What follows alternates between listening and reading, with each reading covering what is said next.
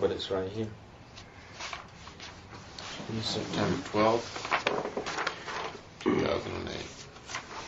September 12, 2008. And again, and just for the record, the information that we're talking about does not relate to any information that Casey provided to you. So what we've been discussing is not information that Casey provided, so you would work on that behalf. Is that correct? That is correct. So you were doing this on behalf of the Anthonys. Would that be accurate or correct? What services were you engaged to contract to Jordan Cindy? What was you were doing what for them? To investigate the circumstances regarding the disappearance of Kayla Marie Anthony. Okay, how about for Casey Anthony? To investigate the circumstances surrounding the disappearance of Kayla Marie Anthony. Okay. I believe the letters of engagement said the same. Okay, so you and when do you recall the date that you engaged in a contract with Casey? All right, September the 12th. That's the Anthony's July 29th. Okay, so you have one with George and Cindy dated July 29th. No. Jose Baez, July 29th. July 29th, Jose Baez. When did you terminate with Jose Baez? Termination was October the 1st. The effective date.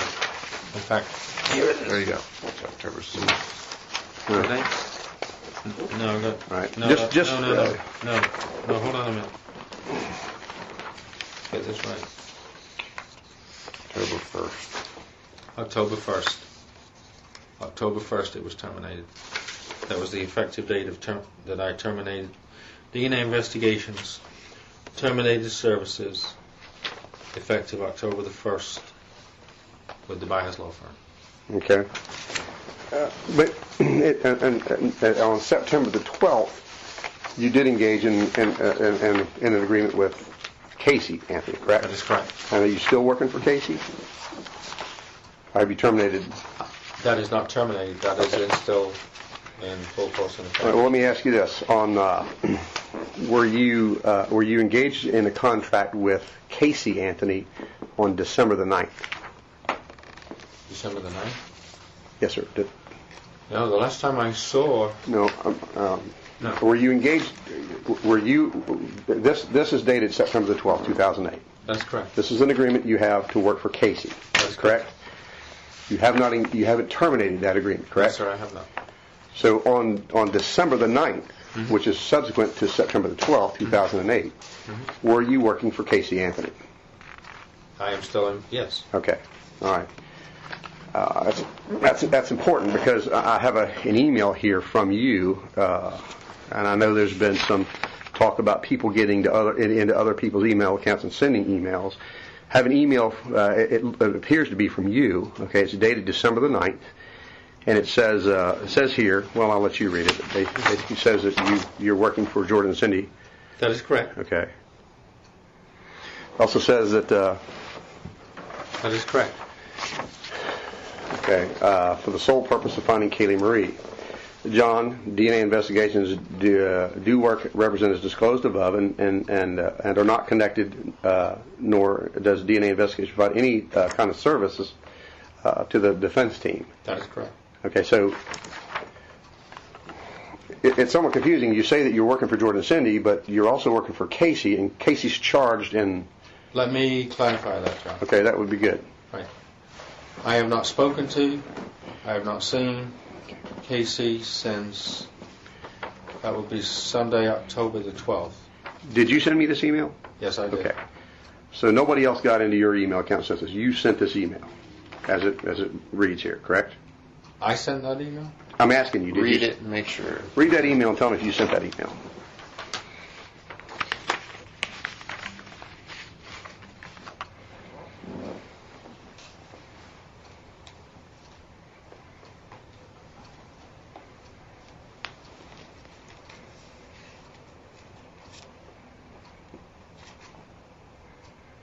I did send you this email. All right, thank you.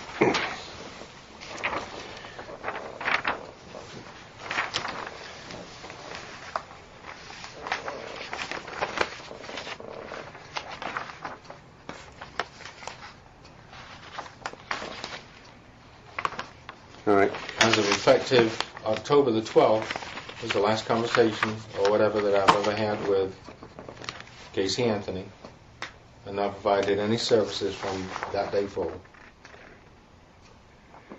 And exclusively from that date of only being providing services to George and Cindy Anthony. All right. Jose Baez went ahead and blocked any contact. As far as I'm concerned, that was in effect, but there's been no services. Who decided the tips that were sent to us, these citing tips that you were following up on? Who decided what of that got sent? Who decided what tips that you got and worked on were forwarded to the police? 99% of the tips that DNA investigations received, John, came from Kaylee Tipline or people sending tips to the Anthony family. Okay. They were forwarded to me. But my question to you is this, okay? Who decided which of those tips were forwarded to us? Somebody made a decision, this one should go to the police, this one should not. So this one should go to the police, this one should not. All credible tips were forwarded to. Who determined, who? It was a joint. It was a joint. Okay, who joined in this decision? Who collectively made this decision? That would be George, Cindy, and myself. Okay, so you and George and Cindy decided which information should be sent to us and which information should not. How did you make the decision? What criteria did you use? How did you sit down and decide, well, this one we're going to send to the cops, this one we're not? Obviously, the one where there's, you got this information about a dead Kaylee being on Suburban Drive. Somebody made a decision, well, we're not sending that one to the police, but we're going to send these. How did you guys, there must have been some criteria that you used to reach that decision. What would that criteria be? The criteria would be when a tip came in is not automatically to call law enforcement and say we received a tip. I think it would drive you crazy if we I understand that, but I'm trying to figure out how you guys decided which ones you should send and which one. I mean, you didn't randomly do this. There was somehow you looked at them and you decided which ones you should send and which ones you should not.